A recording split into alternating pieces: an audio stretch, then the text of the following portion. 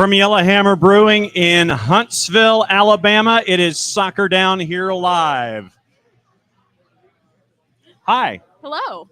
I'm John Nelson alongside Madison Cruz, Jason Longshore coming up in just a little bit. We're going to be here with you. First off, thanks for being great hosts here in Huntsville. We are your host network for the Blastoff Battle. We got to broadcast the first two matches yesterday. We're going to be broadcasting the next two matches tomorrow. So it's going to be brunch and lunch on the SDH network. We're based out of Atlanta. We are in our 8th season of doing a live morning show from 9:05 Eastern until 11 whenever Eastern, 8:05 to 10:05 or so in the Central Time Zone. We talk about all the news of the day. We refer to ourselves as Soccer's Morning Show. We do live events as well. We do high school action in the state of Georgia. We're bouncing around all over the place, and our friends at Huntsville City Football Club let us be the host network for the Blastoff Battle here in 2024. It's pretty cool. It's fun getting to go to a different state and getting to, see all the different types and levels of soccer, especially with MLS Next Pro. It's a lot of fun. I'm very excited. The matchups yesterday, you had your host team going up against Alabama Huntsville, and you had in the first match Chattanooga FC going up against South Georgia Tormenta.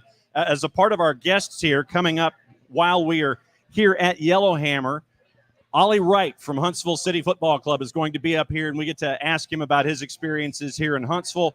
The co-owner and president of South Georgia Tormenta, Darren Van Tassel, is going to be here as well. So, and we also are going to catch up with one of our A-listers, one of our +1 listeners with SDH and Soccer's Morning Show, Will Secor, because he has a new supporters group that's attached to Huntsville City Football Club. We're going to find out all of the 411, as the kids say, when it comes to this particular new supporters group. The 411? Yeah, the 411. Is that something that kids say? Well, I don't say that. Well, maybe older kids.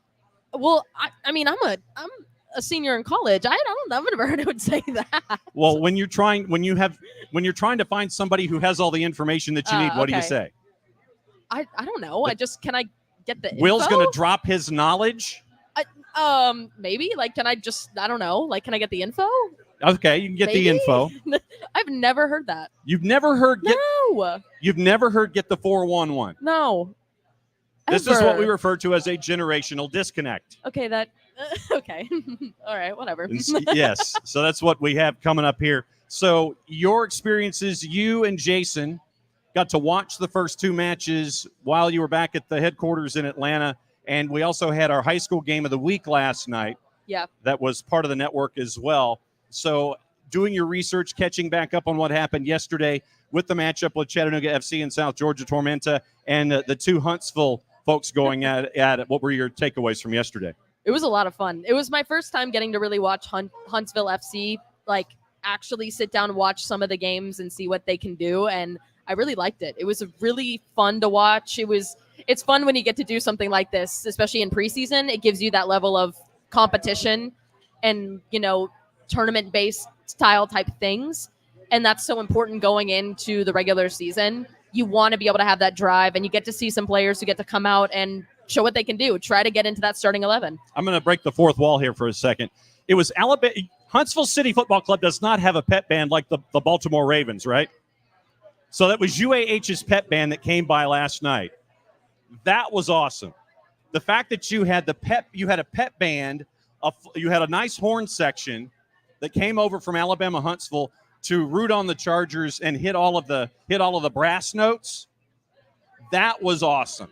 That's hilarious. I love to see that last night, and when they were trying to make sure that Alabama Huntsville was trying to get something done offensively, and especially after they tied the match at 1, you end up with a brass section in the covered element. Now, if you remember the baseball configuration, in the first baseline seats and what would be behind one of the goals, if you were looking at it, it's behind the goal to your right as you're looking at it from most television pictures. But yeah, they were covered, and you had a horn section. You had the pet band from UAH last night.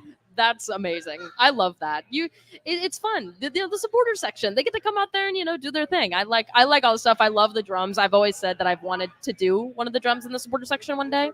Like okay. Because when you said supporter section drums, I was thinking like the big bass drum, like in the pep band. I can do whatever. I just want to hit something, like Okay, so Maddie just wants to hit something. That we know. Listen, we're taking that information meant, and moving forward with it. So Maddie just wants to hit something on a daily basis. It'd be a great stress reliever. Yes. And especially the larger the size of the drum. Especially when you're mad in like a game too. Yes. Could you imagine? It just makes you want to hit it harder. Yes. You get your signals all squared away, and it's like, all right, so I'm gonna bang it 1, 2, or 3 times, and that'll be the signals to the field as we go. Yeah. So it's gonna be fun here. And once again, can't thank our friends enough at Huntsville City Football Club for suggesting a place that has Huntsville City Football Club flags hanging from the rafters. That's always a good sign. And, once again, it's great to see how Huntsville has embraced Huntsville City Football Club from the absolute beginnings. The renovation of the stadium as someone of a certain vintage, I'm used to the Huntsville Stars, stories of the Huntsville Stars and the old Oakland A's organization with, Mark McGuire, Jose Canseco coming through and playing in Huntsville, that kind of a thing. And now that it is fully converted to a gorgeous soccer facility that's going to be a part of a live, work, play environment. We got to catch up with Chad Emerson, the managing director for business operations, yesterday, and find out about how this is the anchor of that project that's going to be built there. Very, very cool things here in Huntsville. That's so cool, especially building the game of soccer. It's what you want to see. We have that development here in Georgia, and getting to see that here in Alabama, I think that's great. And I think starting off with Huntsville is going to be such a great opportunity. No doubt about it. And so we're going to take questions. If you guys have questions about anything, Ollie Wright's going to join us coming up in just a little bit, and we'll find out what it's like for him in Huntsville City. And I have heard, and I saw our A-lister Will walking around with a pizza, and yes. He's tempting me with it, and I've heard wondrous things about the pizza here at Yellowhammer. Ooh, okay. So once we're done, not while we're live or anything, but when we're done. Because if I'm eating pizza while we're interviewing folks, that might be kind of rude. You could share though. If you just got your own. Well, that's the point. You have to share it. If you're going to interview someone with the pizza, you have to share it. They have their own. You have your own. I have my own. That's fine. We all have our own pizzas. Then here. that could work. That's fine. And so I'm seeing pretzels with spicy mustard. Oh. Okay, so those are the little. Okay, that we have the little mini pizzas. Everyone's just taunting us by walking all the way through with all of these pizzas and all these things. I know. So, I'm getting upset. I want one. Well, eventually, I'm sure that we will definitely I'll get one. Be sure to partake of the food. And we've heard that the tap room, the craft beers and the brewery here, fantastic stuff. And once again, it's great to see everybody here supporting Huntsville City Football Club. We have college basketball on off camera because of a lot of folks who are tied to NASA up here who are fans of a particular institution that's playing the University of Kentucky right now, and they're down at the half. And I was told that's about all I could mention without getting into trouble. Oh, yeah. That's probably smart. Very smart. No doubt about it. So it's going to be fun, and we might even have a trivia. I just thought because I brought some of our scarves. Oh. Yeah, and so I was thinking maybe if we catch up, with our friends, maybe some Huntsville City trivia. Okay. Could work, and we could give away one of our SDH scarves if you know everything. And Will, our A-lister, is not eligible because he's wearing one of the scarves that we would be giving away. Oh, yeah. No, that's not fair. So Will would already have a scarf. He would know the answer, and so he is not eligible. So we might do some trivia later on. If you have any questions for any of our guests that come up, any questions for us. And Jason Longshore, part of SDH and Atlanta United's broadcast, Atlanta United 2, part of MLS Next Pro. He'll be coming up here, catching up with Darren Van Tassel in short order. That's gotta be a bachelorette party, or just a party. Okay, just a party. Okay, far out. Congratulations, Wow. Mazel Tov. So for those behind the camera, one of the folks here said, "Yeah, we just got engaged," and the engagee looked at the engager and was like, "What are you talking about?" Oh yeah. Or why are you disclosing that kind of information publicly? So that's what we're at. So that's I'm once again, I'm going to break the fourth wall. Break it. Jacob, is our guest ready? Ollie, come on around. Ollie Wright from Huntsville City Football Club for a little Q&A. Awesome. There you go. Seat number 3. Thank you very much. Absolutely. Oh, yeah. Good. How are you? Good.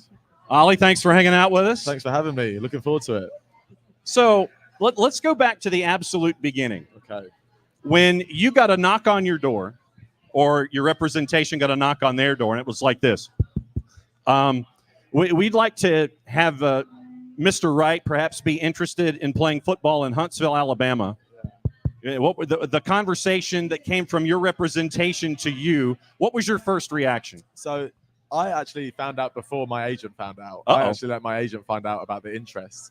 To be honest with you, I was very apprehensive about it. I'd spent so long in Texas, so Texas kind of felt like my second home, other than England, obviously. And I kind of always envisioned myself living in Texas permanently. So the thought of coming to Alabama kind of scared me a little bit. But, I mean, after the first day I was here, I kind of just felt at home. You know, I just feel like the people here are very welcoming. So it was a really easy transition for me personally. But the first knock on the door, like you said, it was a scary one. It was. Really? It was. Because I didn't know much about Alabama. I hadn't really, I'd never been here. And like I hadn't heard much about, obviously I knew of Alabama, but I hadn't heard much about, you know, the people or anything like that. So I didn't really know what to expect. But I was pleasantly surprised, for sure. What has been the fan reaction? You know, being here in Huntsville, getting to kind of see more of that fan base. What has been the fan reaction to you guys, especially going into the season? Yeah, I mean, I'm sure you could have seen it last year as well. Like the fans have been great with us since day one. I remember we had a preseason game last year against Cincinnati at our training ground, and there was like 1,000 fans there. And I was like, this is great. I was used to I was expecting maybe 50, 75 fans to turn up. So I think from day one, you know, the fan support has been really evident for everyone. And it helps us, you know, obviously last year we kind of just fell short of our goal of making playoffs, but that was no fault of the fans. You know, the fans were our 12th man for the whole season. So they were really good for us, for sure. You play your first 7 on the road, and it's a road game. You got to come back home. You ain't playing at home. Yeah. You got to go on another road game, and another, and another, and another. After those first 7 on the road, you get the chance to come home to that crowd and the stadium, and you get that reception that you got. What was it like to finally have your own place to play after that start on the road? No, it was amazing. And like you say, those first 7 games was really tough. And I think you could kind of see that with our results. You know, we were performing relatively well as a team, but we just weren't getting over the line. And I think that first home game, obviously, that was our first win of the season. And I think you could see, like, obviously, we went up 1 goal, and then they tied it. And I think that extra push from the fans really gave us the incentive to go and get the winning goal. You know, I think it really helped, because if that had been on the road, who knows, maybe we would have gone on to lose the game or just tie the game. But like I say, the fans have been a 12th man for us to really help us get over the line, you know. What has been some of the talks, at least in practice, going into this season? What is your goals going into the season personally as well as a team? As a team, I think obviously it's to make playoffs. You know, last year, like I said, we fell just short. And that kind of left a sour taste in our mouth. And I think this year we really want to show the fans, especially, that, you know, their support isn't, you know, pointless. You know, we know we have the ability to make playoffs. Personally, you know, it's always difficult to say. Being a feeder club to Nashville, obviously everyone's goal is, you know, they want to play for Nashville. But I mean, me personally, I just want to perform to the best of my ability, and you know, wherever that takes me. But I'm personally very happy here. So I just kind of want to, similar to the team, I just want to, you know, show the fans that their support is working, and you know, and just do my best for the team and help us win in any way I can, whether that's starting a game, whether that's being on the bench, whether that's not playing for the whole season, wherever it may be. Obviously, every single player has different roles in the team. So I think it's really important that we stick together and we know our roles. And like I said, hopefully we can make playoffs. That's the plan. And one thing you mentioned too, you talked a lot about that transition from coming to Texas and then to Alabama. When did you first realize that Alabama and Huntsville was going to be a home for you here? That's a good question. I would say that is a really good question. I can't really remember. I would probably say that preseason game, when I was talking about Cincinnati, because I don't know. I just, like I said, I really wasn't expecting that sort of support. And then from that day on, I would occasionally go places and, have people recognize me and be really, really welcoming and buy me a drink from the bar or something like that. You know what I mean? And that's the kind of thing where, I'm never going to turn that down. Unless you're -1 on a match day. Exactly. Then I'll maybe just have half. But no. I mean, really welcoming people, and obviously I know there's welcoming people everywhere, but I personally felt at home here, pretty early on. Is it to the point? How long did it take for you? You're known on the pitch. Everybody's like, "Oh yeah, there's Ollie," and they follow you. They're fans and they see you out there on a game day. How long did it take for you to be recognized? Like when you're out shopping, you're at the grocery store, you're getting gas in the tank of the car. How long did that process take, or is it still one of those things where you kind of sit there, people kind of go, they'll do the double take, and like, wait a minute, is that who they think it is? I mean, the thing that I guess is a blessing and a curse is I've got quite a unique hairstyle, so that kind of is easier for people to recognize me, I guess. So it did happen pretty early on. I thought you were going to talk about your accent being from Sylacauga. That too. Some people, I mean, it happened, like I said, it was pretty early on. But I love it. It's something that I enjoy. And, I think, obviously, if I was Cristiano Ronaldo getting surrounded every single day and couldn't do anything, that would be different. But, I also think it's really important to know that the fans are, like I said to you, they're like our 12th man. So, I think it's also really important to give back whenever possible. And if I can do that, then I will, for sure. Now let's talk about the Blastoff Battle, this huge tournament in the preseason to get you guys ready for it. What was it like when you guys found out that you were going to be doing something like this here? It was nice. I think, obviously, sometimes preseason is very tedious. Everyone's just kind of waiting for the season. So I think this is kind of a good taster. Also a good chance for the fans and the new players to kind of get acclimated with each other. And I enjoy it. It's something different, and it kind of adds that little bit of competition that preseason games usually don't have. So I think it's really good, and it's only gonna better us for the season. So I'm a big fan of it, and obviously I know that not necessarily everyone's playing 90 minutes per game. We're kind of spreading the minutes around, but I think it's really important for us as a team to get that chemistry together. And yeah, I'm a big fan. When it comes to Huntsville City playing for a full 90 minutes, for someone who might only go one match, a handful of matches, they may see highlights.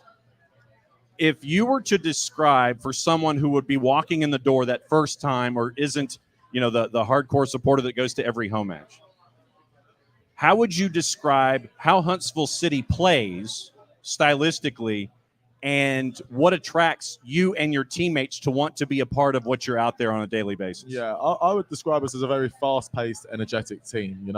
There's a lot of teams in our league that kind of like to possess the ball for the sake of possessing it, which is also a great style of play, or some teams like to sit off and defend. But I think we're one of those teams that really likes to get forward as quickly as possible. We know that that's what people want to see, and we also want to give people what they want to see, So we got a lot of fast-paced attacking players and some strong defensive players too. And I think we, like I said, we're really electric. We like to get the ball forward and get as many chances off as quickly as possible. And I think there were glimpses of that last year. Obviously, with it being the first year, it's never going to be perfect. But I think with the preseason that we've had so far, we're really trying to build that identity, and hopefully it shows even more this year.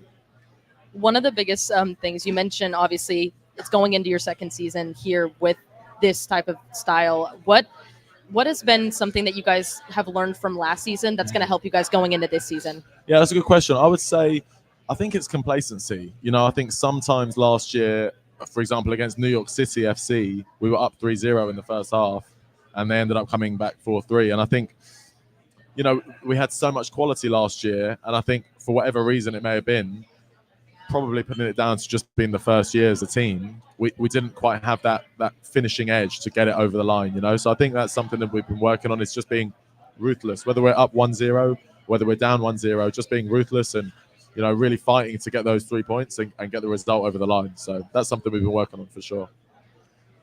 When you look at MLS Next Pro, like I said, you spent your time in Texas, and everybody, they'll do the Wikipedia and the Google search, and they'll sit there and they'll see the San Antonio FC banner and all that. How would you describe MLS Next Pro when it comes to competition, style of play, all those kinds of things? Because you've been at a couple of different levels on both sides of the Atlantic. But for someone, once again, who's never seen MLS Next Pro, how would you break down the style of play and what it is out there? Right. There's slight differences. Obviously, there's some similarities. There's a lot of people that played in the same league as San Antonio FC that now play in this league. So there is a lot of similarities. I would say that the biggest thing is probably, I'd say MLS Next Pro is full of more talent, more natural talent. I think there's obviously it's probably a younger pool of guys that play. Whereas I'd say the USL is maybe more of an experienced league and more of a solely results-based league. Results-based league. There we go. I think MLS Next Pro is slightly more at that developmental stage, which is why I think obviously there's a younger pool of guys. But I think the transition from MLS Next Pro to MLS is slightly easier. So I think you probably have your better younger players in this league, whereas in the USL you probably have a better pool of slightly older guys. So there's similarities, but in terms of difficulty, it's the same thing. I don't think a USL team would come to this league and walk the league, and vice versa. I think it's very, very similar to compare. You obviously mentioned Huntsville is that gateway sort of club to go to Nashville. Right. How has that development been like in Huntsville leading into going into Nashville? How do they prepare players to kind of go up into that next level? Right. Well, we have a lot of players on the team who are on Nashville contracts. People that have maybe trained with Nashville a handful of times and maybe been up there for preseason and stuff like that. So I think they know the standard. I think what we've got is a good coaching group. For example, Jack's played at the highest level in England. And I think at the professional level, in terms of the standards that are created every day and the things like that, I think it's all the same. So I think it's more so just about creating that good family kind of unit. And then it's kind of easy to transition because it's the same principles from Nashville, Huntsville, the academy. It's all the same principles. So I think it's just about learning that and really, coming together with that. And then, like I said, it should be an easier transition. All right. I got to ask. Go ahead. The gaffer. Uh-huh. And you're already smiling. This isn't necessarily rapid fire. Okay. But I do have questions about the gaffer, Jack Collison. We've known Jack since his time in Atlanta with the Atlanta United organization, head coach of the Twos before he came up here to be a part of the build from scratch. Right. How would you describe Jack Collison as a coach and a mentor for everyone there at Huntsville City? I mean, obviously, it's difficult for me to say from everyone's point of view. I would describe him as very passionate and very loving. He's a very loving coach. I personally, the year before I came to Huntsville, I suffered a 7-month injury. So I hadn't played for, like I say, 7 months. And I kind of mentally, it's a struggle, but Jack was aware of my situation coming into Huntsville and he kind of put his arm around me and gave me that confidence back. And, so from my experiences, he's a very loving and passionate manager and someone that, wants the best for everyone around him. And I think that shows. I mean, I'm sure the fans hear him effing and blinding on the sidelines every now and then. And, he does that out of his willingness to win. He has been slightly excitable, yes. He has been for sure. And but no, I mean, he loves it. We all love that side of him, and the fans love it too. And I just think he's someone that really wants to win and at all costs, And I think that's what we need as well. And a great coach for sure. What is your best slightly excitable Jack Collison story that you can repeat? Oh God, not many I can repeat. No, I'm joking. That's a tough one. I don't know. I mean, it's probably just what the fans hear on the sideline. There's been times when I've been sat on the bench and he's said some things that have definitely not been PG. But no, I mean, no, he's not got anything bad. There's nothing bad to say about him, honestly. I wasn't necessarily asking for dirt, but folks know that on the touchline, he is slightly excitable. He is, yeah, for sure. And he is definitely an individual that will let the ref and the ARs know what he's thinking at any given moment, especially if there's a disagreement about an interpretation of a particular call. Yeah.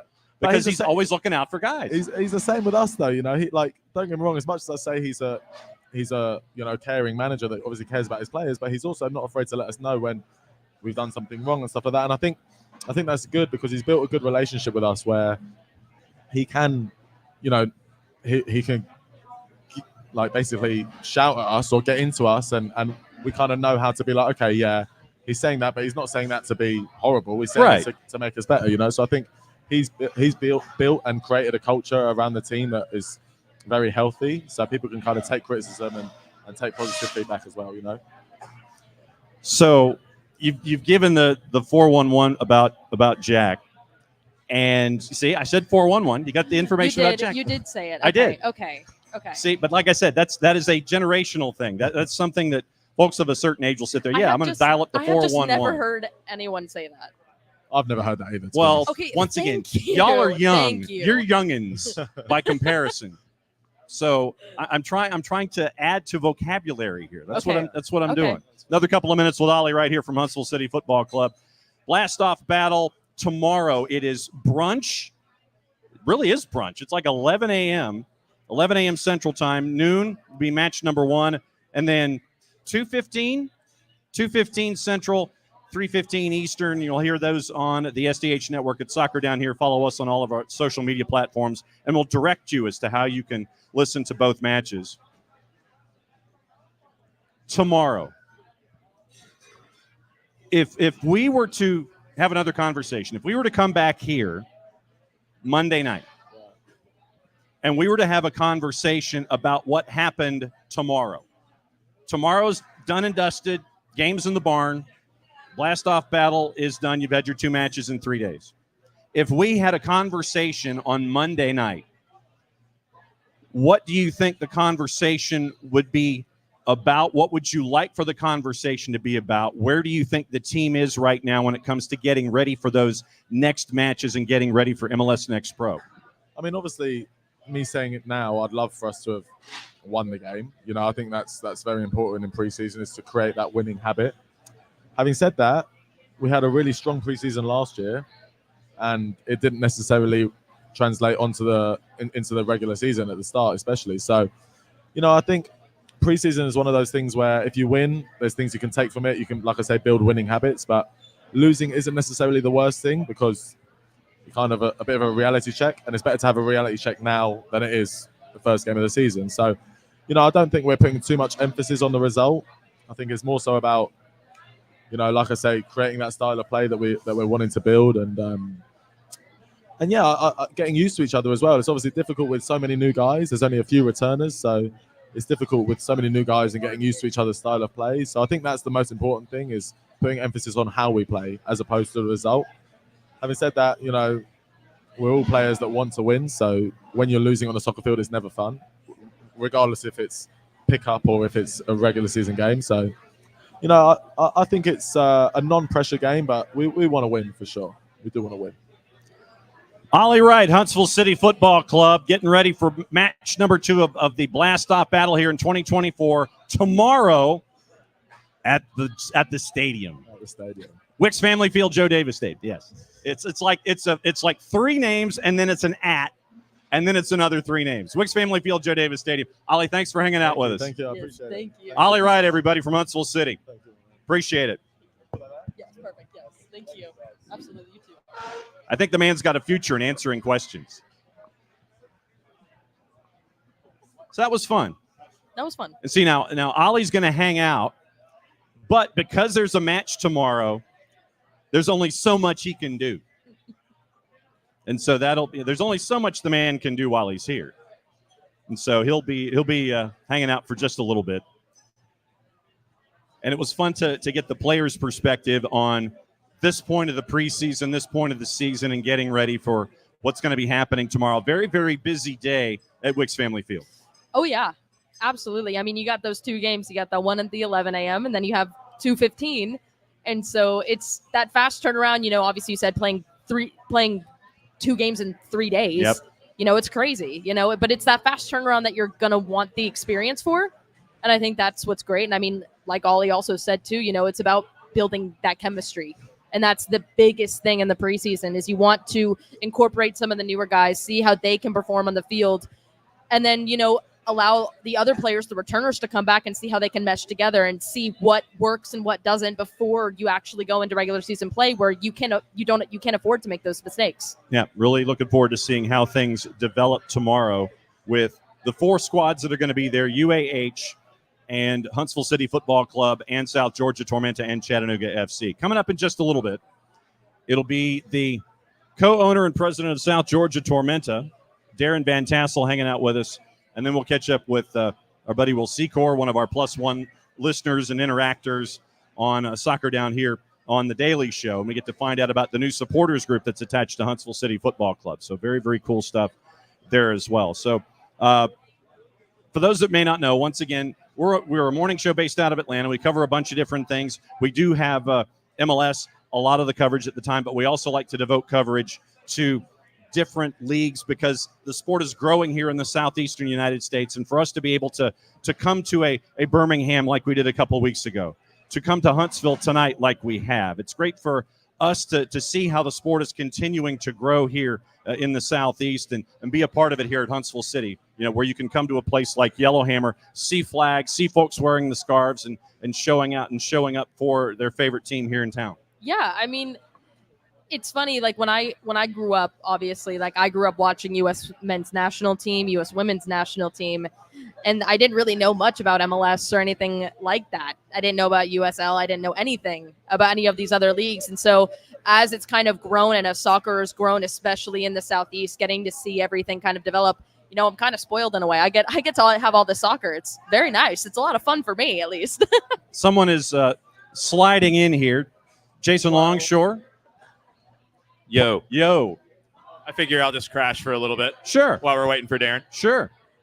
I have a beer in hand now, so all is good. Which one do you have? The Belgian White. I was told that was the choice that I needed to make, and it is a very good choice. Okay. I might have to get one then. There we go. I'll get one as well. Are you going to partake in the pizzas that have been recommended as well? Yes. It was a long drive, and I'm starving after we did 2 high school games the last 2 nights. It's been fun. Everything is starting to really ramp up. If you're a soccer fan in the South right now, in Georgia, you've got the high school game going. I know a lot of Georgia schools are playing Alabama schools, which is very cool. Some of the Tennessee schools are playing on the boys' side as well. There's a lot of interaction there.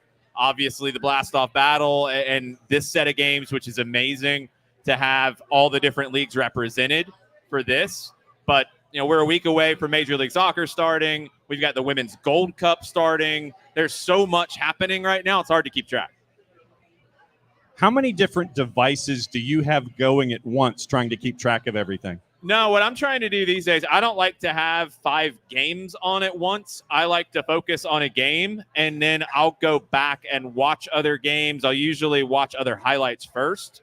And then, okay, if something grabs me or it's a game team we're about to play with Atlanta United or somebody I'm scouting or whatever, then I'll go and watch other games. But I like to pick and focus on something. I wish I could do that.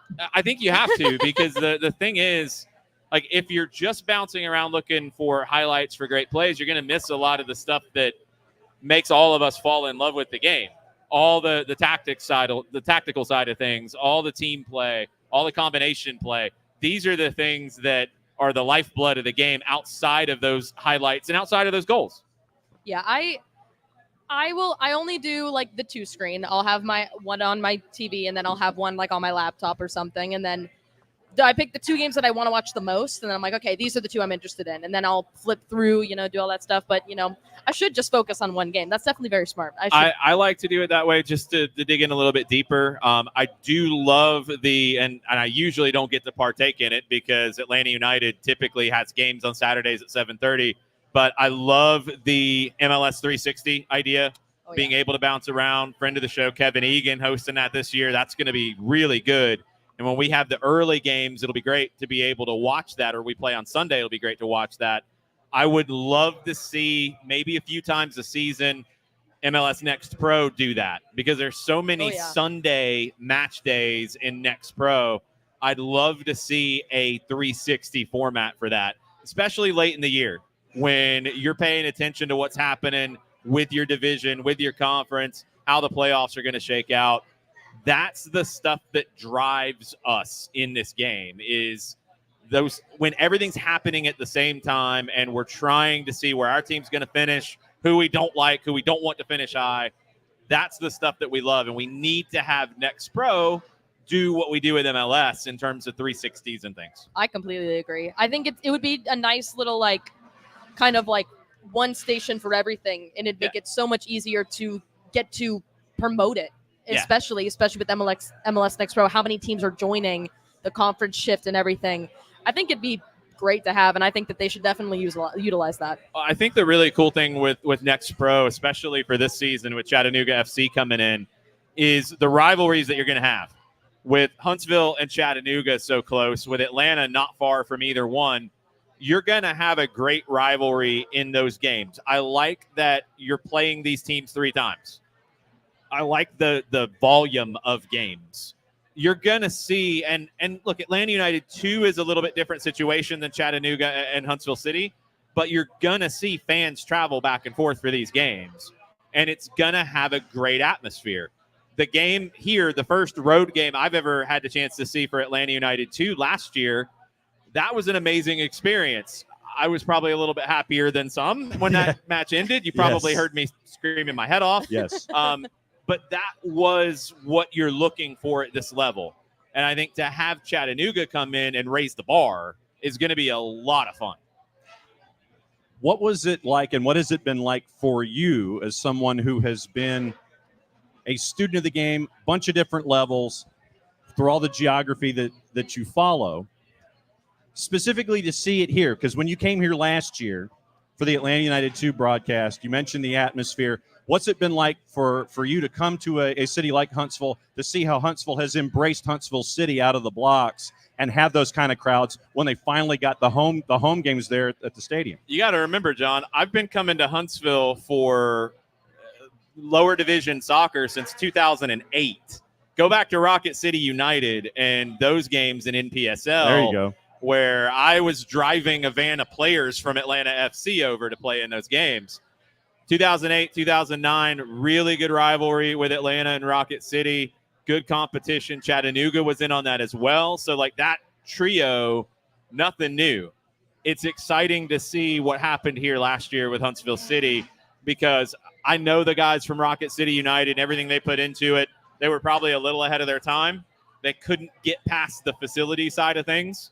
Bounced around to a few different places. That's always the struggle. But when you get a stadium like Huntsville City has and a meeting point like that, it becomes special. And I think what we saw last year with Huntsville City is only going to continue to grow. I love the situation with Nashville and Huntsville in that, because it feels more independent than other twos teams, but it does have an affiliation, and you're going to get benefits from that both ways. So it's a very cool situation. And for me, it's kind of full circle now with Chattanooga in that mix, to have that trio of games and getting the fans back and forth and getting to see that excitement, which was really good in year one, go to another level. Because when Chattanooga brings a few hundred people to Huntsville for a game, then Huntsville's going to send a few hundred people to Chattanooga next time they play, and it's going to continue to grow. That's what we have to continue to see. And we've got so many different levels here. And what I've loved to see has been the friendly rivalry between the various clubs at the various levels in the Southeast. I think that's unique. I don't think you get that in other parts of the U.S. You don't get that in other parts of the world. It's rivalry for 90 minutes, but there's a lot of partnerships and a lot of sharing of best practices off the field between these clubs, which grows the game for everybody. When you look at MLS Next Pro this year, you mentioned the competitions themselves, especially with the rivals that are here. Yep. But from a larger Eastern Conference picture, what other bullet points should folks be looking at outside of the rivalry here when it comes to, say, the East and the twos teams that we know from Major League Soccer coming into 2024? I'll be curious to see how Crown Legacy reloads after bringing in an older base of players last year, and Charlotte being rewarded from that with guys moving up to the first team. Columbus losing their manager for the twos, going to Montreal, Laurent Courtois. So how that looks, they've already mined a lot of that talent as well that has gone up to the first team over the past couple of years. And you saw the benefits of Next Pro last year with Columbus winning the title. Patrick Schulte getting a year of experience with Columbus Crew 2 and then moving up to the first team. We were talking about it a little bit ago. I think what Next Pro has turned into is so fascinating because you have teams that feel like extensions of academies, but you have teams that feel like reserve teams for their first team. And then you have the independent teams like Chattanooga, Carolina, which will be fun to watch in year one. You have different strategies, but to me, the game is very tactical. You have a lot of variety in your matchups week to week. So it's very, very competitive.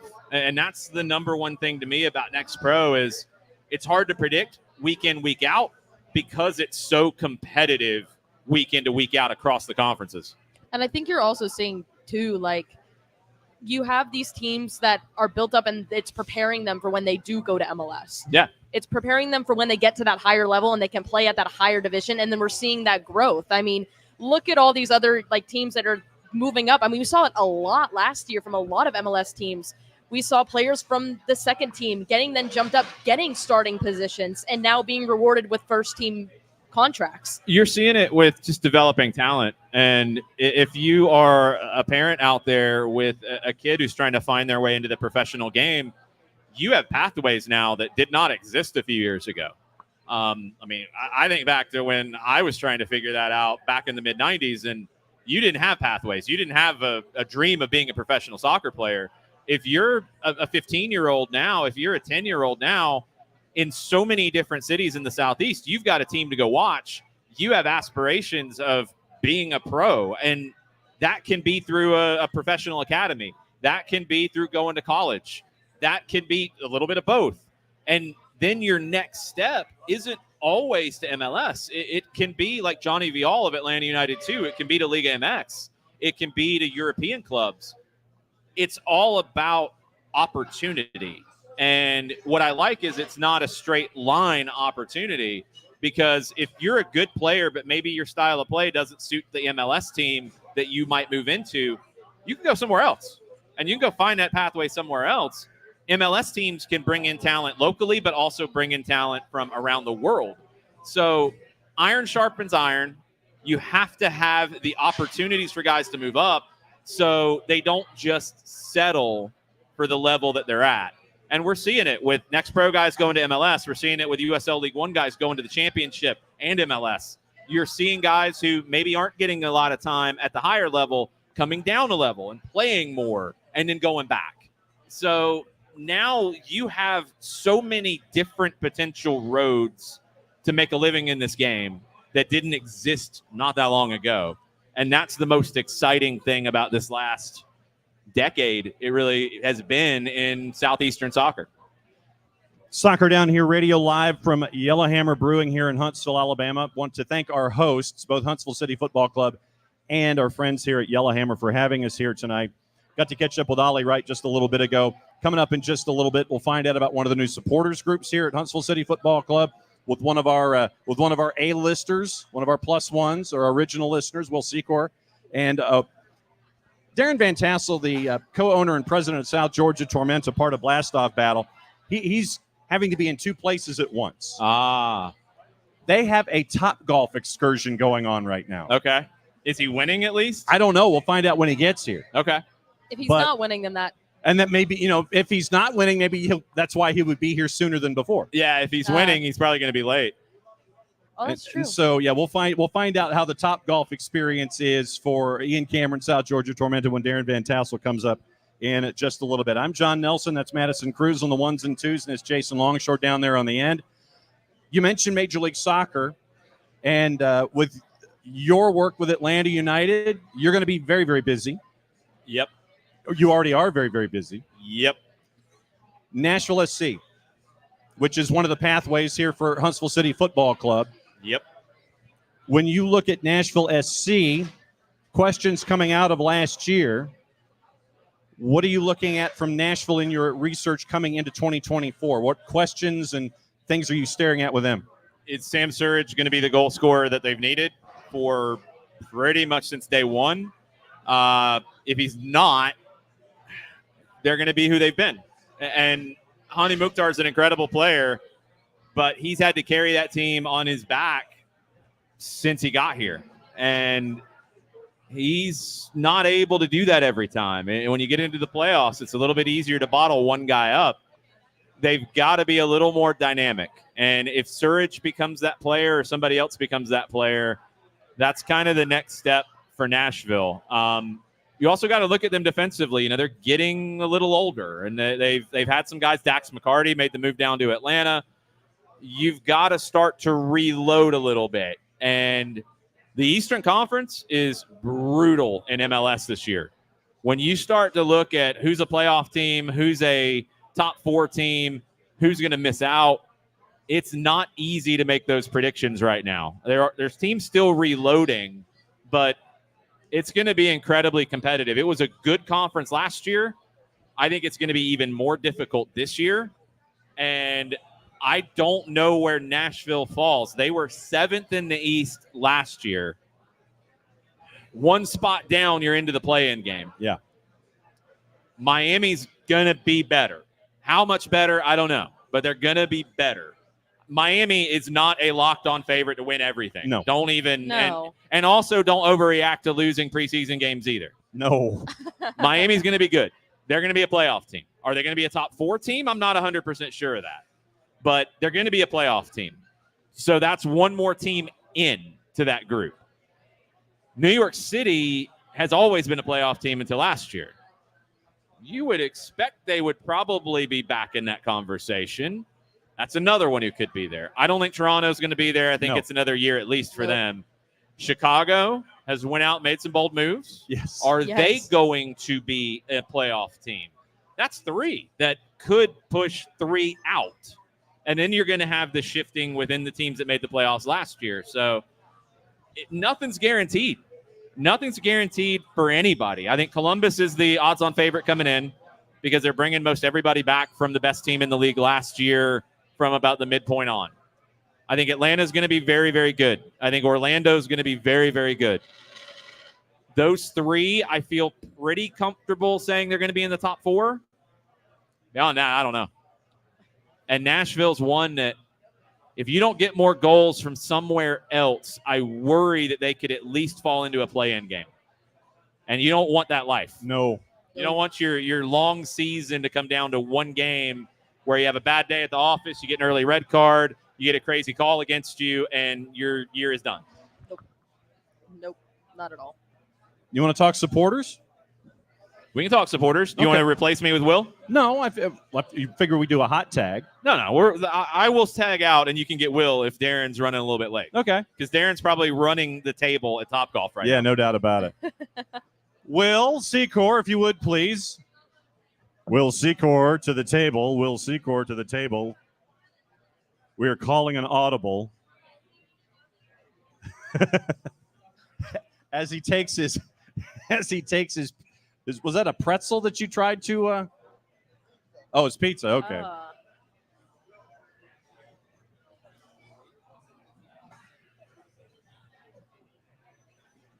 We're going to be patient.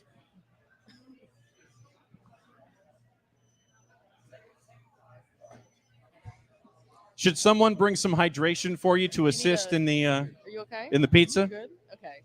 Was the pizza good? I think we called you to the table a little too early.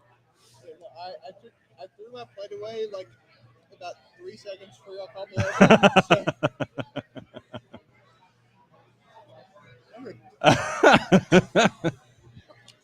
I threw my plate away. And nothing like me over, and I was like, well, nothing like a live appearance, huh, brother? Put this down, so it's all good. Will is for those who are not familiar with us at Soccer Down Here. Will is one of our A-lister plus ones followers since the absolute beginning. I'm just loud, and I just like to hang out with y'all. But you've been there since the beginning of this whole process. I've been around for a while, I guess, yeah. And so you've seen us grow. You've seen the sport grow. Yep. and you've seen how it has evolved here in the southeastern United States. Yeah. No, I'm all about the growth of soccer in Alabama and Georgia and Florida and South Carolina, North Carolina, Tennessee, Mississippi, out to Arkansas and Louisiana. Like anywhere it grows out here, that is wonderful. So like when Huntsville started, I was like, I am going to be part of that, and I've been trying to like help it out, but we're just doing what I can. Have you noticed a growth in the fan base since it's been here, and how has that development been like for you to see as someone who's been there since the beginning? It's just been awesome. Like so last year around this time, I went to Fractal Brewing Project down on Lehman Ferry, which unfortunately no longer exists. But we had a meeting, and there were maybe 15, 20 people there, and then less than 3 months later, we had our home opener, and the whole section, the sports section, was just packed out all the way to the top. It's probably 350 to 400 people fit that section, and it's just packed out. So go from 10 to 20 to 400 in a matter of months it was just amazing. It's Huntsville, as far as I can tell, has always been a more international city, a city that like appreciates soccer, appreciates other sports. Like obviously, we're in Alabama, right? We love our football around here. I mean, I grew up Georgia Tech fan. I went to Tech, but like you come out here, you just see football. But to see the love for soccer around here, I mean, the state championship soccer fields are right down the road. They're right by Joe Davis Stadium where Huntsville City plays. It's just amazing to see the love for the sport in such a football stronghold.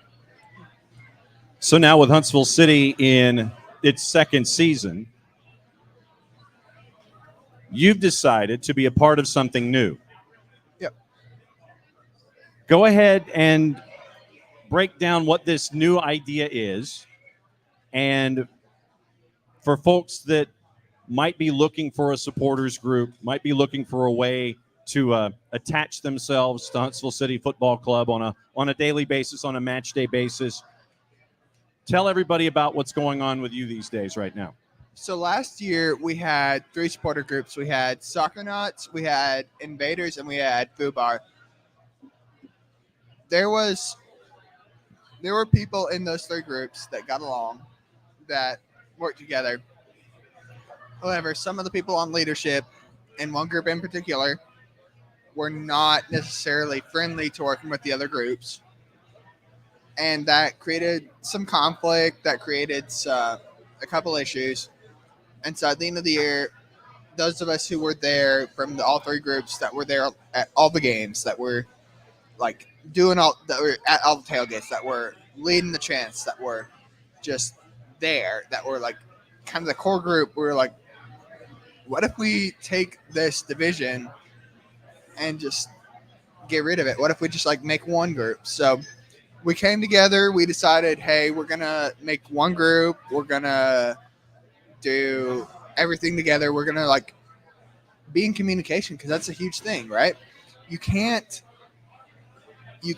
like make all these grand plans and have 3 groups making all these grand plans that don't work together. So we decided we're just going to be one group. And so we came together with that, and in January this year we decided we're going to be the Huntsvilleans. So like we're here to like have a good time, cheer for the team, but also just like cause just a little bit of trouble at the same time. Right? A little bit of trouble, he a little says. bit, Just a little bit. Make all the team personnel be like, hey, we'll be friends with y'all, but like at the same time we're gonna like make your skin crawl just a little bit, make you a little uncomfortable, right? It's like that's what supporters are here for. Like everything that the team does is mandated by MLS and MLS Next Pro. We want to make y'all like we want to go beyond what y'all can do. We want to do what we can do. We want to take it to the next level. We want Joe Davis Stadium to be a fortress. We want every other team in MLS Next Pro to just like hate every second of every game they play there. we want it to be something that they just like, oh man, we're going to Huntsville next week. Oh man, can I just like this? My hamstring's really bothering me. Can I just like sit this one out? Right. I was like, even last year, we played Cincinnati in preseason, and they're right back. I don't remember his first name, but his last name's Halsey. He wore number 42.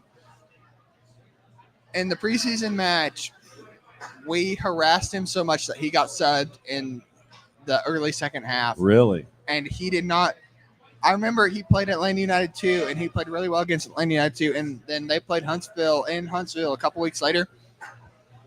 He was on the bench. He didn't get subbed on.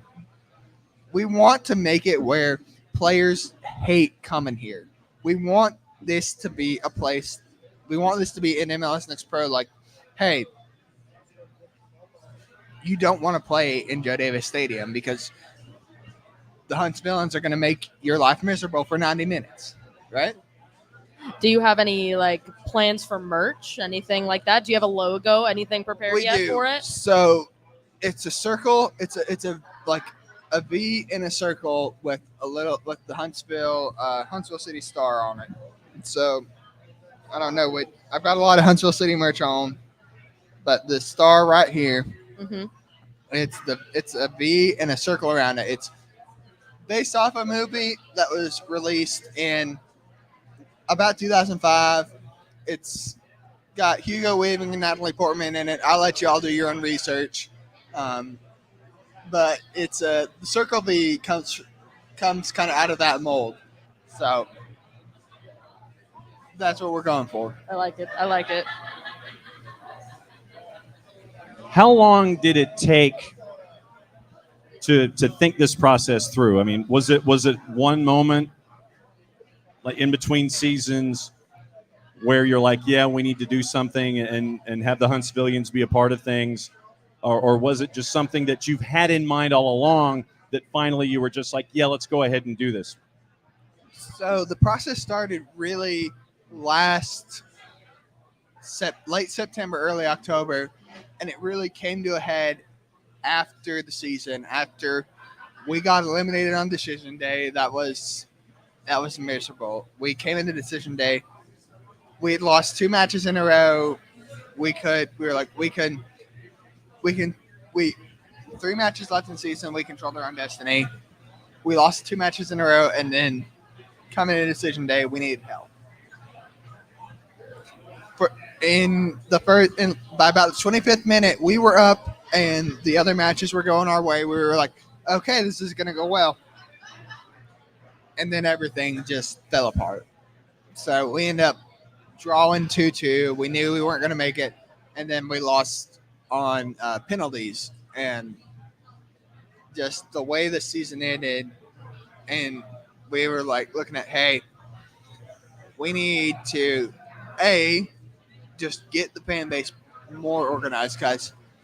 Early in the season, it was great.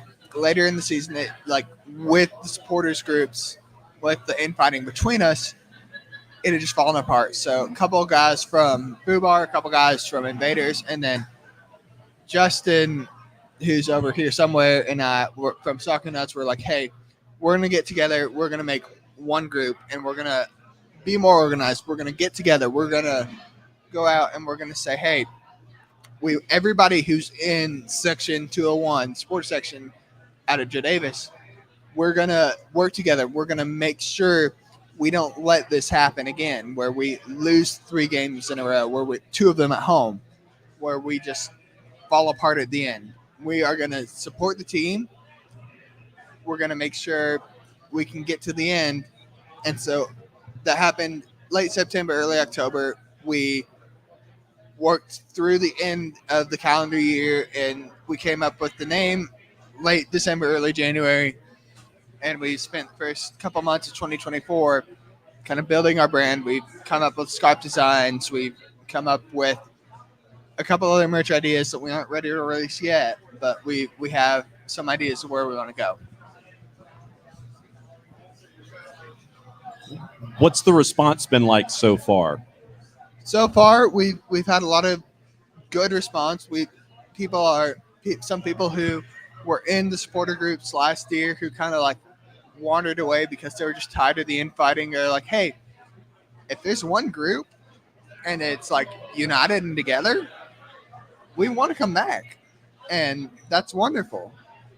We have had some people who were, especially some of those who were involved, who were part of the problem, have not been as receptive. But again, if you're part of the problem and there aren't too many who were, and they've just kind of wandered away, I don't particularly mind it if they don't want to come back, because if troublemakers don't want to come back, that's better for the rest of us. I like it. So when can we expect this merch to be, and how can people join the supporter group and be a part of it? So we've come together and we've decided if you were in a supporter group last year, we will go ahead and grandfather you in if you elect to be in Huntsvilleans. For those who weren't in a supporter group, if you choose to be in a supporter group in Huntsvilleans this year, we have a thing where we're going to ask you to come to 3 matches at least and check in and say, hey, I'm here. Because we had a lot of people who were associated with some of the national supporter groups who were within the supporter groups last year who never really showed up. So like, hey, we have people who are like signed up, but if you aren't coming to matches, that's not really helpful to setting the atmosphere, to setting like the environment that we want. So what if we say, hey, in order to be in the group, you got to show up at least 3 times. As far as merch, our scarves are coming in next weekend, depending on customs, of course. But we'll be bringing them out. They'll definitely be here before match day 1 when we head up Chattanooga and we go see what Chat FC is all about. So for folks who want to get who are interested, want to show interest, want to get in touch with you about how to become a part of the Huntsvillians, how do they do it? So the best way is to go look at our Facebook group, Huntsvilleans SG on Facebook. We've got our social media manager, Mr. John Molina, over here right now.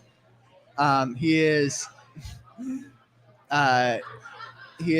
all things Huntsvilleans. So if you look at Huntsvilleans SG on Facebook, right? Yeah, Huntsvilleans SG. Go ahead and like that. We'll have kind of more instructions on how to join through there in the coming weeks. Great to see you, my friend. We saw you in Birmingham, which was very humbling that you would drive down to hang out with us at our remote at Ghost Train Brewing in Birmingham a couple weeks ago. It's very humbling to see you make the miles that you do as a part of the SDH family. Just wanted to thank you for being a part of the family, and thanks for coming on to talk about the Huntsvillians. Oh, thanks for having me. Go enjoy your pizza. Oh, I sir. will. I already have. Well, continue enjoying your pizza. We'll see, everybody. One of our +1s, one of our A-listers at Soccer Down here to talk about the new supporters group, the Huntsvillians, with Huntsville City Football Club. Now, while we were talking to Will, someone else made it in. Just, got a fist bump from, it's not every day you get a fist bump from a big front office guy. You're getting fist bumps from big front office guys. Yeah. Wow. Chad Emerson came in. He's hanging out with You're us. famous. I am not famous. Are you trying to name drop, John? No. No, Drop you the are. mic. It's true. Drop the mic. No, we're not dropping mics. John does that No. on a regular basis. Yeah, that anyway. I do. Darren says he's just a half by hour accident. away. Okay. It might happen. Okay. No guarantees. It might be an offline interview that you can get wherever you subscribe to Soccer Down Here. Yes. Yeah, you can get our Shameless content. SoccerDownHere.net is the website. You can get all of the podcasts that are posted there. You can also get all of our live broadcasts. Mixler is where you can listen to us live with our game calls. So tomorrow's matches, if you can't make it out to the stadium, or you can come for one, can't come for both games, you can listen on soccerdownhere.mixler.com. Follow us there. Favorite us. You'll get notifications anytime that we go live. We've got high school games. We'll have Atlanta United 2 there, some college in the fall. Also, other content on Spreaker and wherever you get your podcasts. You can watch live content on YouTube, on the X, the former Twitter, Facebook, anywhere you are, soccer down here is probably there yelling about something. Yes, that is true. Yeah. That's what we do. I have a handful of scarves. I've got a brick of scarves that I brought. Okay. I was debating having a trivia contest here inside Yellowhammer to award one of the scarves. Do you have a way to figure out who the winner would be? Person who yells it first and loudest? Yeah, that's Okay. not usually a good route to determine the winner, but Yeah, I don't know. I feel like we would have. I don't know if that's. that can be debated. Okay. So then what would you propose, sir? It was your idea to give something Well, away. Yeah, I figured it'd be kind of cool. Okay. Maybe have a Huntsville City Football Club trivia question that we pose here to our friends here at Yellowhammer. Do you know a question you want to ask? I was going to Don't give the question away. I'm just No, asking no. if you have a question. No. I was going to ask one of our Huntsville City Football Club friends off camera. So you're going to ask somebody who might want to win a scarf No, for a no, question. no. One of the members of the administration who is here. Oh, I forgot. Okay. Ah. My bad. You're name dropping again. Yes. We got front office folks here. Yeah. Okay. We got Ollie right here. So maybe if we consulted one of them, got a trivia question from one of them, and then figured out a way that did not cause something akin to a riot. I don't think we'll cause a riot, but we will have a trivia question, and the first person to come up and tell us the Yes. correct answer Yes. will win one of our soccer down here scarves. There- Apologies in advance. It is in Atlanta colors. True. We are based in Atlanta. Sorry, but it's a cool scarf. Yes, it is. And Maddie, I think, is going to model it here coming up in just a sec. Maddie's running away from the chaos that you're Yes. trying to create. Really? Chad, I have a question.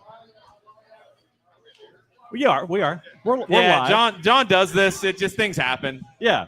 So we're debating a trivia question that is attached to Huntsville City Football Club, and the first person to come up that has no affiliation with the club and is not employed with the club that comes up with the correct answer gets one of our SDH scarves.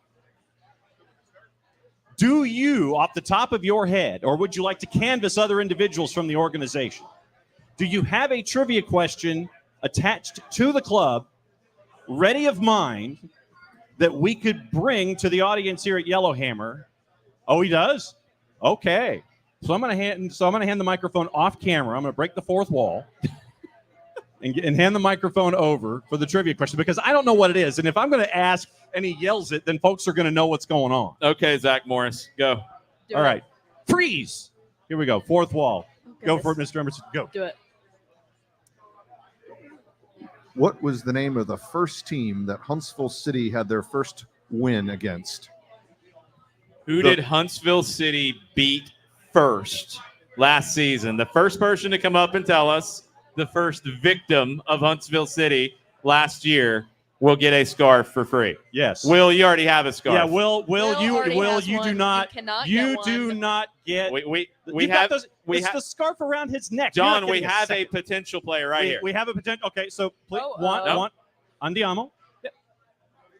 Oh, no. Oh, then Ah, never mind. Not, All right. not allowed. Thought we had a potential answer. Okay, so potential Oh, answers. I think we Please might. feel. Yes, answer. What was the question one more time?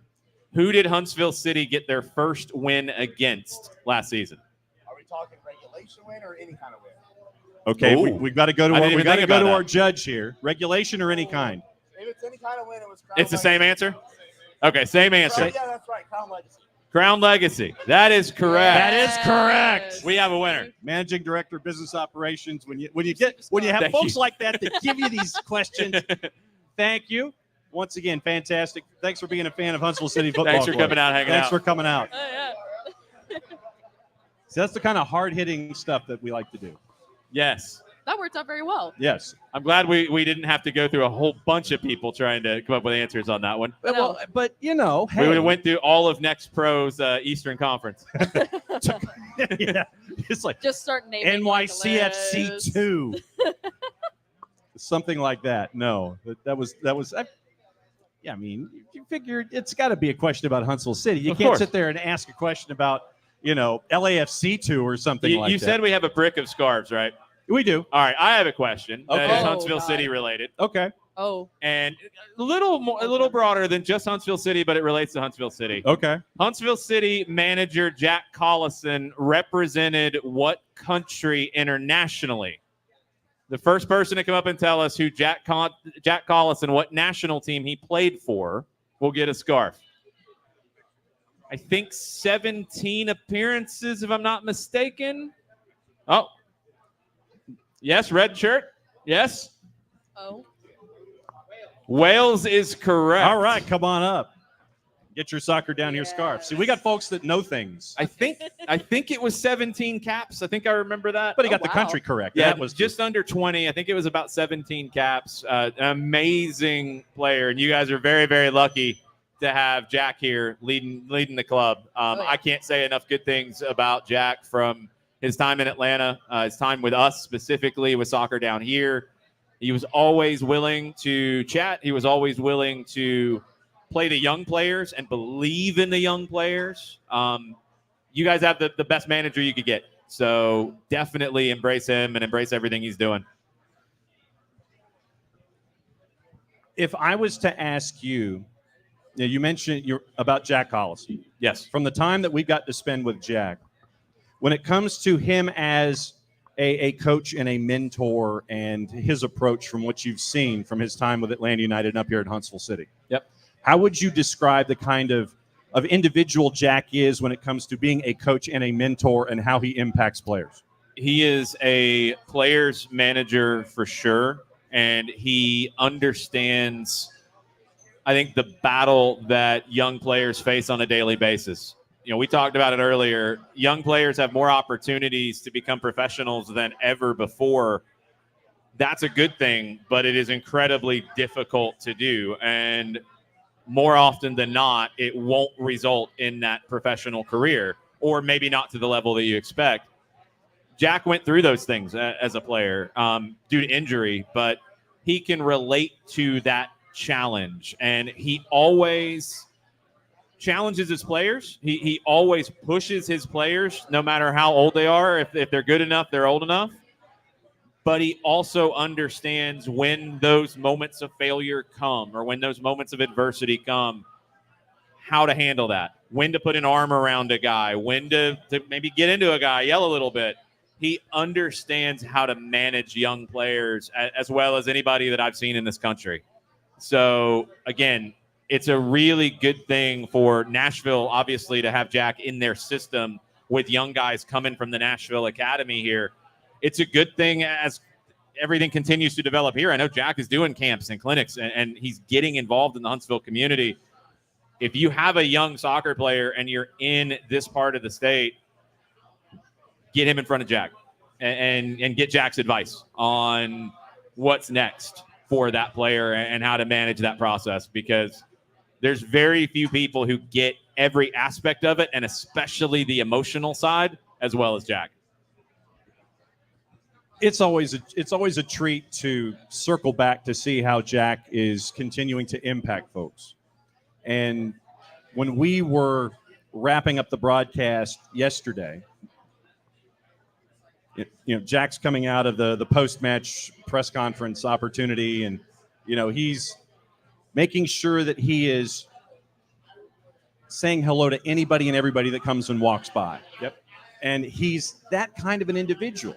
Just he wants to know you. He wants to know about you. He wants to know what's going on literally in your day. How are you doing? Those kinds of things. And to have that kind of a young manager who gets it top down when it comes to administrations and relationships, I think that's big, especially for something that is building like we're seeing here in Huntsville. He is always present, and that's a hard thing to be.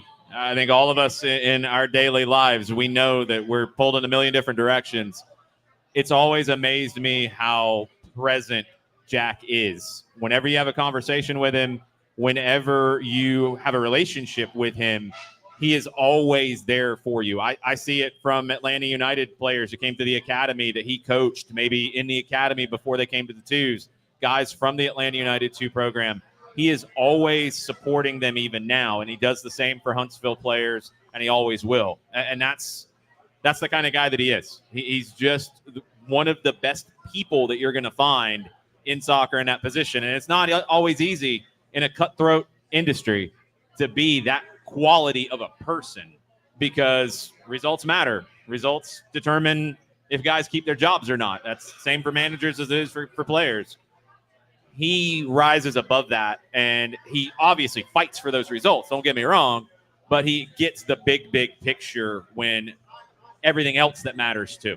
I think it also shows a lot, especially too from a club standpoint as well. You have a manager like Jack who isn't afraid to do that. That shows a lot, and you see that through with the chemistry of the team too. Yep. You see how they respond to him and how they respond on the field and off the field, and just that community presence. And I think having a coach like that is so important when you're building a team culture. Yeah, to me, I think the days of the old school manager coach that yelled and screamed at you and did the tough love thing, and you can pick of so many different fictional characters. Bud Kilmer from Varsity Blues is the one that I always go to. Yep.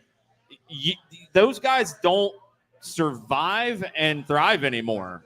The world doesn't work that way. And I think Jack is the perfect fit for somebody in today's soccer world who is incredibly driven, lives it, breathes it, sweats it. It's everything to him. But he understands that it's not everything in the world. And that's a tough balance to strike. I think I struggle with it. Everybody does who's in the game, because results mean everything. But to get those results, in my opinion, you've got to do the things that Jack does really well. You've got to treat people right. You've got to develop relationships. You've got to do all of those things to get there. Day one of Blastoff Battle was a 1-0 win for Chattanooga FC on a late PK. Then we had the two hometown clubs in the nightcap with Huntsville City and UAH yesterday. What did you see from the two games yesterday, John? What stood out to you from the games? Well, I think that with South Georgia Tormenta, I know that if you ask Ian Cameron, he'll probably say that there's plenty to work on. But what I enjoyed seeing from South Georgia Tormenta was their tenacity on defense. I know that they weren't generating all of the offensive chances that they would have liked. And I think that goes to Rod Underwood's credit for Chattanooga FC defensively. Yep. But I think that you saw defensively from both South Georgia Tormenta with their pressure creating opportunities, although they weren't clinical in their finishing. And with Chattanooga FC, defense is coming first with both of them. And I think that to me was something that really did stand out with both of those squads in the first matchup. And it was an 87th minute PK that was the ultimate decider, 1-0. In the nightcap, and I think that if you were to catch up with Jack Collison and find out about what he thought about the match yesterday in UAH, that they eventually did get some distance in the second half and won. They got the 1-0 lead. Yeah. But then UAH comes back and ties it 1-1 in the second half. The fact that it was practically an instantaneous turn to get the lead back, I think bodes well for what is going on between the ears and what the team is learning in these kinds of situations. So they give up the goal. There was some discussion amongst the players about, okay, you needed to do this, do this, do this. Ball gets kicked. They storm down the field, and literally within 20, 25 seconds, they get the goal to go ahead 2-1, and then they get the goal to make it 3, and they get their distance, and then the monsoons came, and it was the end of the evening. That's the difference between pro and college, too. I mean, you have a different mentality there. So college teams, I think the level has improved a ton over the past few years, but there is a difference in quality and mentality and fitness as well, even though it's preseason for everybody. Those things factor in later in games. And I will give UAH a lot of credit, too, because they were not operating at a full roster, and they were basically brought in early to be a part of this. Yeah. FC Tulsa backs out of the tournament, and Jack calls his friend, and he's like, hey, Can you come in and be our fourth team? They were over the moon about it, but they were still barely getting ready for their spring schedule. Yeah. It was a short roster, and you're trying to figure out, okay, how many minutes can you give me in these situations? Right. And you had a lot of young players for Alabama Huntsville, especially at the back, that were putting in 60 quality minutes. Yeah. And causing problems for Huntsville City before the second half, and then you get substitutions and heavy legs and those kinds of things. And you could tell in the last 20 minutes that the legs were getting heavy for UAH. But I give them a boatload of credit also, for one, for jumping into the situation, and two, getting the equalizer and sticking with it as long as they did, but then the heavy legs just took over. I'll pose this question to both of y'all. What are y'all most excited about with the matches tomorrow? What are you hoping to see? What do you want to see from all those sides? And what are your expectations going into it? I think for me, it's just the identities of the teams, and I'm not as familiar with Alabama Huntsville, but the identity emerging. And I know how Jack wants to play. I know how Rod Underwood wants to play. I know how Ian Cameron wants to play. How far along are they in that process of getting there? You're not there yet. You can't expect to be there yet. Fitness factors into that, but also you're just starting to work. You're adding layers to the way that you play. It takes time. So I want to see how much Huntsville looks like a Jack Collison team, how much Chattanooga looks like a Rod Underwood team, and how much Tormenta looks like an Ian Cameron team. And from a UAH perspective in John Carrier and what to expect from the Chargers, because of that short roster, because of coming in early, because of all these different things, I want to see how they respond coming back on a quick turn, especially with all the context that we have coming into this situation for the matchup tomorrow for me and for John Carrier. And what I also want to know, since Coach Carrier and Jack Collison have kind of developed a friendship here, if they will say anything, I want to know what the conversations were like after the first match last night and what kind of intel they're giving each other going forward. Yeah, I don't know. Scouting reports aren't really worth a whole lot in preseason because you got to focus on yourselves. Yeah. Alabama Huntsville's in a different situation. You know, a big result for them goes a longer way, but also you have less legs to work with in those moments. So it's not about the results in these games. Preseason can fool you in that way. Results matter. And we've had this conversation with Gonzalo Pineda from Atlanta United about results mattering in preseason.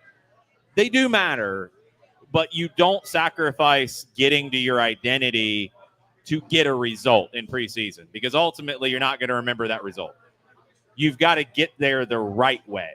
The result's only helpful if you do it playing in your way.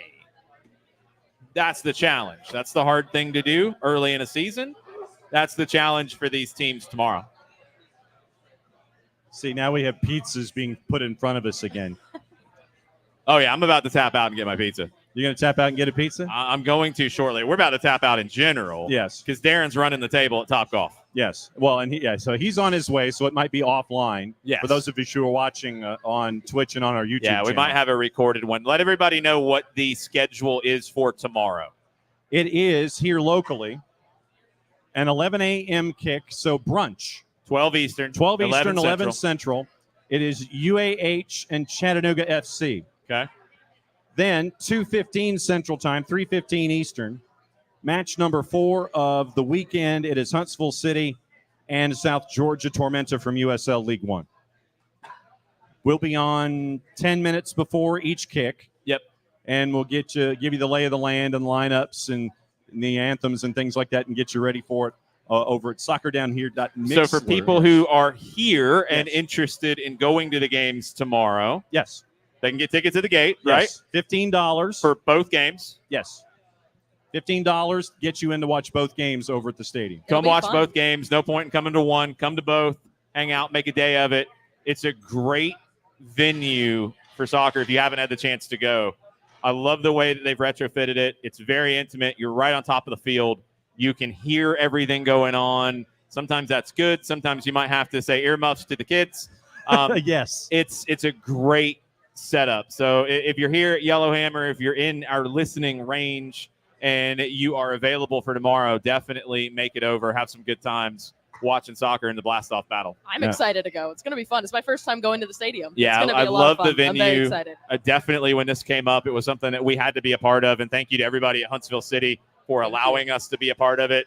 You can listen at soccerdownhere.mixlr.com. You can also follow us at Soccer Down Here, and we will share all those places where you can listen and get this content. We had great numbers from the Chattanooga game, the early game on Friday. Really good numbers. I'm sure Chattanooga fans had a little something to do with that. Yep. So if you are a Tormenta fan, if you're a Chattanooga fan, you're not able to make it over here for the games, you can listen to our radio call there at soccerdownhere.mixlr.com. So thanks to Ollie Wright for coming by. Thanks once again to Huntsville City. We might have to extend a little longer. We got a false out. So this means we tag out. Yes. So you're staying. I figured that Darren was going to be beating everybody at Topgolf and taking everybody's money. So. Yes. So he did. Apparently he played. He played Pebble He made Beach. quick work of them. Yes. So we had a false out. So we're not done. So we will be leaving shortly, Yes. but make sure if you're in the vicinity and you can come out tomorrow to Huntsville. If you can't, you can listen to us. But we're going to finish tonight's show. I'm going to have a chat with Darren Van Tassel from South Georgia Tormenta once he gets settled. All right. So I'm going to swap out. I'll go this way. Darren will come in this way. So we'll do the old-fashioned tag out. And you I figure since you talked to John yesterday at halftime, you're going to get stuck with me this time. It's way better, Jason. I wasn't going to say that, but, I figure this is something that we've started to do with our Atlanta United broadcasts where we're going to have Garth Lagerway a lot of times in our middle pregame segment. And it's not about the game. It's about the big picture of soccer. So we've talked about this online and offline over the years. And I'd love to kind of pick your brain about where things stand right now with just first off, your experience here in Huntsville with the Blastoff Battle. How has it been for the club? Well, we should just start there. What an amazing time we've had in Huntsville. What a great soccer town, by the way. If there's soccer fans in the audience, I want to salute everybody that's here. This is a fun, it would be a nice tradition to begin. A lot of fun teams in the South who can get together this time of year, some interleague sorts of things. And I think it says a lot about where we are. Listen, we are at unprecedented time at the growth of our game. We've come on the shoulders of giants before us. But the run-up to what's going on in the various leagues, we have more pro teams than ever. More soccer is good.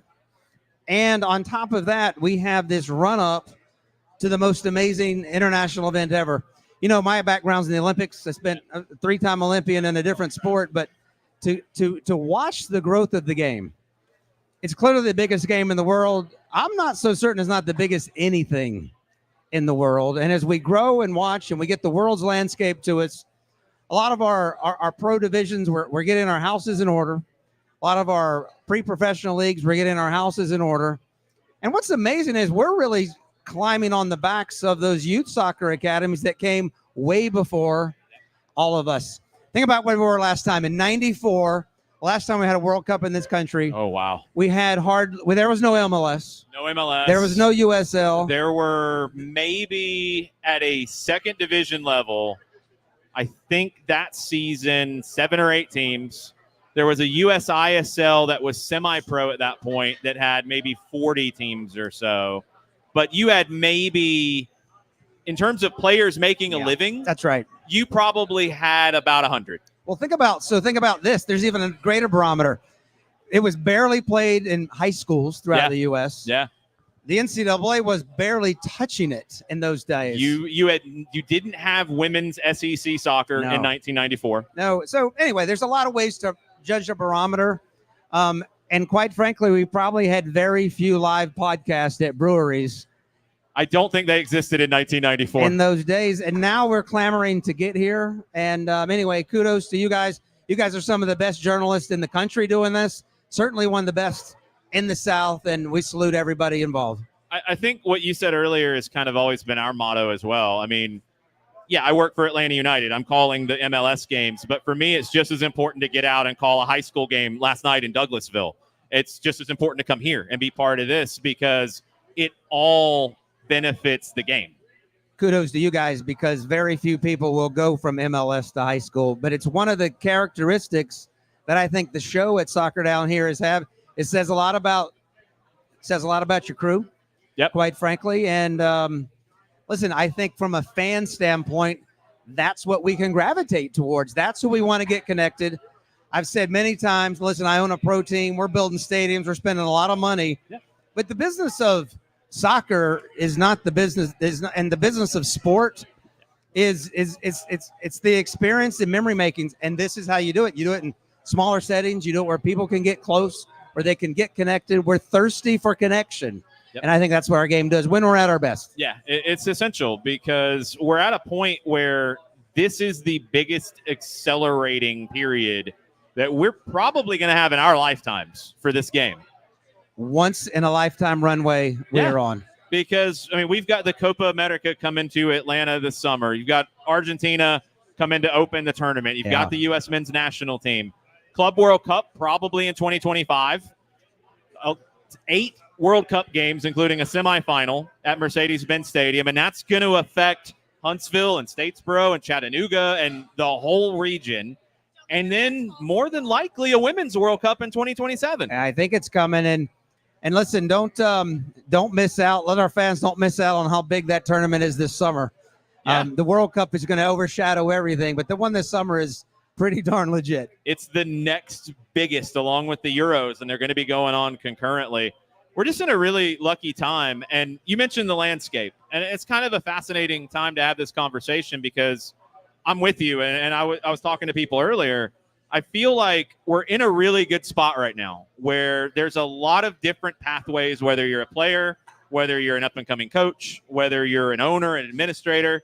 There's a lot of different pathways to find your spot. And I think clubs and players and coaches are finding those opportunities better than ever before. Well, listen, I can tell you, we've signed a lot of players this year. We've all of a sudden been at this a little bit. You know, in this country, you don't have to be at it more than 5 or 6 years, and you have veteran status. This is true because you stayed alive. But the number of players, not just in our country, the talent pool's deep, but the number of players around the world who are coming to our shores who want to play, it says a lot. Listen, I can't go without saying one other piece too. Obviously, I'm in the USL, very proud member of that, founding member of League One. It's a great fit for us. But the USL Super League that we made public a few weeks ago. Yep. Listen, the Division I status, we have about 100 professional men's teams in the United States. Until the Division I status 2 weeks ago, we only had 12. Yeah. Now we have 20. We have a long ways to go, but what synergy seems to be moving. There's some nice player association agreements in place for pay. I'm really proud of to be a part of that movement. The women's game is a huge part of it. I think it's what makes our soccer world a little unique when we're talking the sporting landscape in the U.S. You guys have had great success on the women's side. I think MLS, different clubs have found different pathways to do it, and that's going to continue to grow. How important is the women's team to Tormenta's overall success? Well, it's huge. We have 2 first teams. We have our men's team and our women's side. Both won titles in 2022. And in fact, Noah, are you with me? I think Sydney Martinez tonight saved a goal. She's got called up for the Puerto Rican national team. Oh, wow. Saved a goal, and Puerto Rico is moving on. And that just happened. So they qualified into the Women's Gold Cup. And so that just happened as we were walking in the door. That's awesome. And so it's important enough to us that when our front office walks in, we knew it. We're going to publicize it. Those are the small little stories that we want to tell. Having a men and a women's team is critical to our success. Every club's got to do it differently. Yeah. But that's a big part of us. Yeah, I think it's a critical part to the overall growth. And I think it's going to be very important for an Atlanta United to have an impact on that side of it. Chattanooga does already with WPSL. We saw Athens United come in as well in USL League 2 and USLW League. It's such an important part. The other part of it that is noted, I've noticed here in the Southeast, is maybe online the Soccer Wars with a Z folks don't like clubs interacting the way that we do down here. But it seems like you've always been someone willing to talk to Atlanta United, learn from them, teach them as well. Same with Huntsville. Same with Chattanooga. All in different leagues, various leagues over the years. But there's always been a healthy respect and cooperation, right? I don't know how else to do it. So Yeah, exactly. It's wasted energy for me to sort of deal in the negative vampire draining kind of stuff. Yes. But that's maybe just my own personality. I don't see those things as threats to what we're doing as a club. We need to play. We need to get better. We play in our league. We're beyond thrilled and proud to be in our league, but we're going to find where the best teams are for us at any time to play. And every time we're going to suit up, we're going to go try to smash each other. Yep. But in between those moments, whether there are rivals in our league, different leagues, it seems to me to be rather irrelevant. We all have to be on the same team. We all have to be pursuing the same goal. Now, if someone stops pursuing those same goals, then I'm going to stop probably losing my patience. Absolutely. For that. Yeah. But the goal has got to be to grow the game.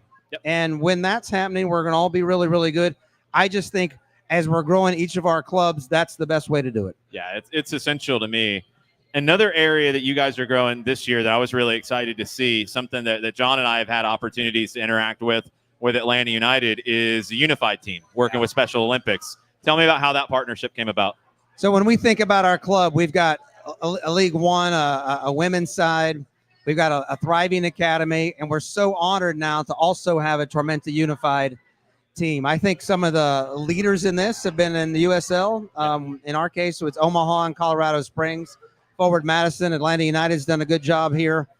And so because it's Special Olympics, because Special Olympics is really state-driven, both us and Atlanta United will be the only two unified soccer teams in the state.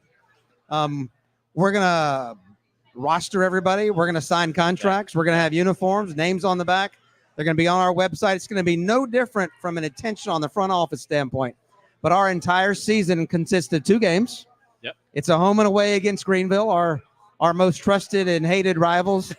And yet we are completely tied at the hip when we're not playing. Our franchises work closely together, and it mattered a lot to us, both clubs, to get this thing going. And here we're going to be off and running this summer. You mentioned that with Greenville. It kind of goes back to that healthy respect that we have across leagues. You guys have that with Greenville in the same league. Those games are heated. Those games have a lot of meaning to it, but you guys cooperate where you can in other areas. We have to, only because, listen, on Saturdays they need to lose. But every other time, Tormenta can't be our best if Greenville's not at their best. And the 100%. Same is true for almost every other club around the country. If we're not all doing well, we just can't do it. It's too early for this game. Perhaps baseball and the NFL and the NBA can do it. We will get to that spot. Yeah. But right now, that really, really matters. And quite frankly, it's just a lot more fun. When you look at the landscape of where things are today, as we go into 2024, we're going to have 2 D1 women's leagues playing in 2024. We have a pretty healthy pyramid from top to Division 3. We have a thriving semi-pro, grassroots, Division 4, whatever you want to call it. Teams popping up everywhere. What is the next thing that U.S. soccer needs to continue to grow? What is it to you? Well, I think U.S. soccer, I think they're going to have to figure out the big challenge on their hand right now with the Open Cup. Yeah, I agree. And I'm in the middle of all those conversations. Jason, I just don't know how it's going to go. I just left meetings even Thursday about them. So as U.S. soccer thinks about that, I think this is a moment it's really got to decide what role it has as FIFA's representative in our country. Yep. Then it's going to have on growing the game. And it's probably never been met with the challenge that it has at the moment. I mean, we have a century-old tournament that we all love dearly, and we love the nostalgia about it, bumping into the business side of it for some of us. We've got to watch that one. And I think how U.S. soccer deals with this is going to offer us a giant window into how it's going to do everything else. That being said, listen, as we grow the game, we know how we grow the game. We're going fast on the pro side. It makes no sense to me. And now the NCAA that we're trying to figure out what they're doing. How can we not have men's soccer in the SEC? How So those are some missing components to grow. More high schools, better middle schools. We've always been strong at the academies. I mean, you name me another sport in our country where the high schools and middle schools are not as good as some of the academies outside of that. But we'll fix those things. And I think I think the momentum builds and grows. Everybody's got to have a place to play. And the best folks don't always have to be just playing at the top levels. Right. More people playing soccer, the better. And this is one I feel pretty strongly about. How important is it in your mind that U.S. Soccer's bringing their headquarters to our collective backyards? Well, I love this. I love the sign of that. I selfishly love being in Georgia, right here in the South. I mean, what a testament. You guys started telling the world before most others how important this game was in this part of the U.S., and clearly U.S. Soccer either was listening or discovered it on their own, just how powerful it was. As you know, my background's in baseball. I was working for, instead of FIFA, the International Baseball Federation for 20 some odd years, and coached the Olympics and traveled. Here's what I discovered while watching my son play elite soccer was that on Saturdays, the academy scene was so strong in the state of Georgia, the sports pages were missing it. Yeah. Well, they're not missing it now. And clearly U.S. Soccer has picked up on all of that. And what a hotbed where our future talent comes from. And it's an honor to have them in the state. We're in a really lucky spot right now with where this game is. You've been a big part of growing this in Georgia, in the Southeast, being an example for a number of other teams. Thank you for always being willing to interact with us on SDH. It's been an honor for us. It's been my pleasure. We're getting a lot of specific soccer stadiums built. And listen, while we're here in Huntsville, I got to give a massive shout out. What an impressive facility it was to take a baseball stadium, turn it into a soccer specific one with the class and the detail and that live, work, eat, play atmosphere. We're building something similar in the Statesboro, but it's a real kudos to the mayor and all the good folks of Huntsville, because that's a top-notch place. They should be really proud of it. It feels like the venue control and monetization is really the biggest thing that is starting to propel the game in this area. That's right. And listen, it's not always going to be cold like it was today and rainy like it was last night. What an amazing thing. We're playing in middle of February. So, the rest of the world should be so lucky. Thanks for taking the time for us tonight. Yeah, it's a great it. pleasure, Jason. Thanks. That'll do it for us. Soccer Down here from Yellowhammer Brewing. Thank you so much for hanging out with us tonight. Remember, you can listen to the games tomorrow. SoccerDownHere.mixler.com. You can get all of our Soccer Down Here content wherever you get your podcasts, Apple Podcasts, Spotify, wherever you get podcasts. You can get Soccer Down Here there. And if you're in Huntsville, get some tickets. Come out, $15 for both games tomorrow. 2 really high-level matches tomorrow starting at 11 o'clock local time. Mucha plata, y'all.